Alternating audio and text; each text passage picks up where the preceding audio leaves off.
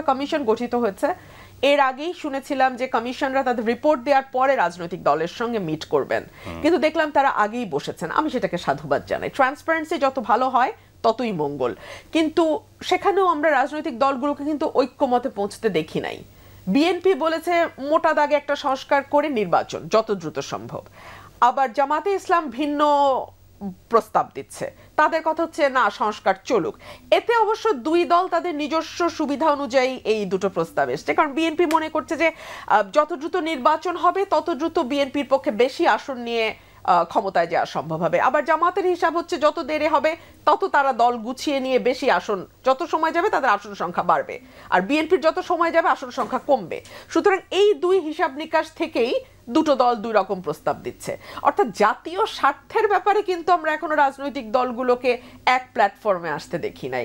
এখানেও দলগুলো তার স্বার্থ অনুযায়ী হিসাব করছে। কিন্তু এত বড় বিপ্লবের পরেও কি জাতীয় স্বার্থের ব্যাপারে আমাদের রাজনৈতিক নেতারা এক হবেন না? আনফরচুনেটলি আমরা তো এক হওয়ার কথা দেখছি না। আমরা তো দেখুন, রাজনৈতিক দলগুলো তো দীর্ঘ সময় একটা সংস্কৃতির মধ্যে দিয়ে চলেছে এবং বেড়ে উঠেছে, গড়ে উঠেছে। ধরেন লাস্ট 15 ইয়ার্স বিএনপির কর্মীরা কি দেখেছে? আওয়ামী লীগ করা মানেই 1000 কোটি টাকার মালিক হবেন আপনি, এমনকি প্রধানমন্ত্রীর পিয়ন 400 কোটি টাকার মালিক হবেন, এবং প্রধানমন্ত্রী গর্ব করে সংবাদ সম্মেলনে বলবেন।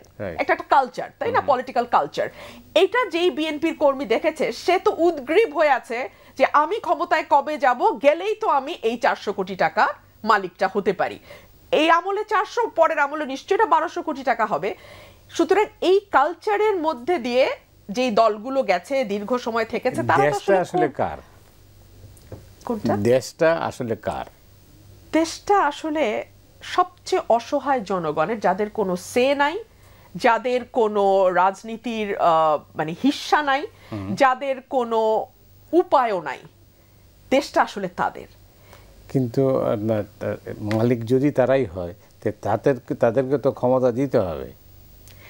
দেখুন, ক্ষমতা দেওয়ার জন্য তো এই গত কয়েক বছরের সংগ্রাম এবং বিশেষ করে গত 1.5 মাসের তীব্র আন্দোলন, এতগুলো প্রাণহানি।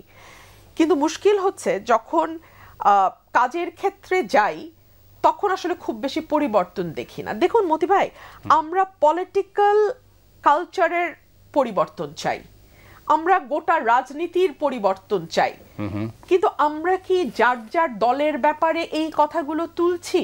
দলগুলো কিভাবে চলছে, দলের ভিতরে ডেমোক্রেসি কতটুকু আছে, দলের ভেতরে পদায়ন বা প্রমোশন কিভাবে হয়, এটা কি যোগ্যতা সততার ভিত্তিতে হয় নাকি নিঃশর্ত আনুগত্যের ভিত্তিতে হয়? এই আলাপগুলো তো আসলে আসা উচিত। ধরুন কিছুদিন আগে প্রধানমন্ত্রী তো আজকাল কথায় কথায় ওনার কথা ফাঁস হচ্ছে, এবং সম্ভবত উনি নিজেই ফাঁস করছেন, না হলে এত ফাঁস করার দায় কারো পড়ে নাই। তো ওনার একটা কল রেকর্ডে বোধহয় 200 কতবার ওনাকে আপা ডাকা হয়েছে। আপনি কি মনে করেন যে অন্য দলগুলোতে এর চেয়ে কম বা এর চেয়ে ভিন্নভাবে সম্বোধন করা হয়? না, হয় না। তো আপনি দলের ভেতরের পরিবর্তন না এনে বা সেই আওয়াজ দলের ভেতর না তুলে আপনি একটা নির্বাচন করে ফেলতে চান চট করে। আপনি চট করে কয়েকটা দাবি এনে মনে করেন যে এগুলো সংস্কার করলেই বোধ করি রাজনীতি পরিবর্তন হবে। ফর এক্সাম্পল, পার্লামেন্টে উচ্চকক্ষ নিম্নকক্ষ, কিংবা প্রধানমন্ত্রী এবং রাষ্ট্রপতির ক্ষমতার ভারসাম্য, এই কয়েকটা বড় বড় জায়গায় বদল আনলেই রাজনীতির বদলটা হবে? হবে না। কিন্তু আপনি তো আগে লক্ষ্যই ঠিক করেন নাই। আমাদের কিছুরই ঠিক নাই। তাহলে কিভাবে আপনি যাবেন কোথায়? এই তো বললাম আমি খুবই পাজলড অবস্থায় আছি। না, আপনার যাওয়ার কথা ছিল বরিশাল, আপনি যে সদরঘাট গিয়ে আটকে পড়েছেন, তখন আপনি কিভাবে কি করবেন? আমরা কি মতিফা আসলে সদরঘাটও গেছি? সদরঘাটে রাস্তাও কি ভুলভাল হচ্ছে না? না, হচ্ছে, কিন্তু তারপরেও আমার মনে হয় না, এই যে প্রশ্নটা আপনি তুলেছেন বা আমরা সবাই বলি, এটা এই রাজনীতির শেষ কোথায়? এই রাজনীতি একটা জায়গায় থামতে হবে। তো 53 বছর চলে গেল, কখনো গণতান্ত্রিক শাসন, কখনো একদলীয় শাসন, কখনো সেনা শাসন, আবার গণতান্ত্রিক শাসন, আবার সেনা শাসন, আবার জরুরি শাসন, এখন আবার অন্য কিসিমের এক সরকার। তো মানুষ যাবে কোথায়? মানুষের আপনি বলছেন যে ক্ষমতা দিবেন কিভাবে? মানুষের তো আসলে চিরাচ্যাপ্টা দশা। কেন বলি? এই যে অনেক বড় প্রত্যাশা এবং স্বপ্নের যেই 1.5 মাসের রক্তক্ষয়, সকলেই কি এক স্বপ্ন নিয়ে পথে নেমেছিল, মাঠে না নেমেছিল? না, এক নম্বর হয় না, হতে পারে না।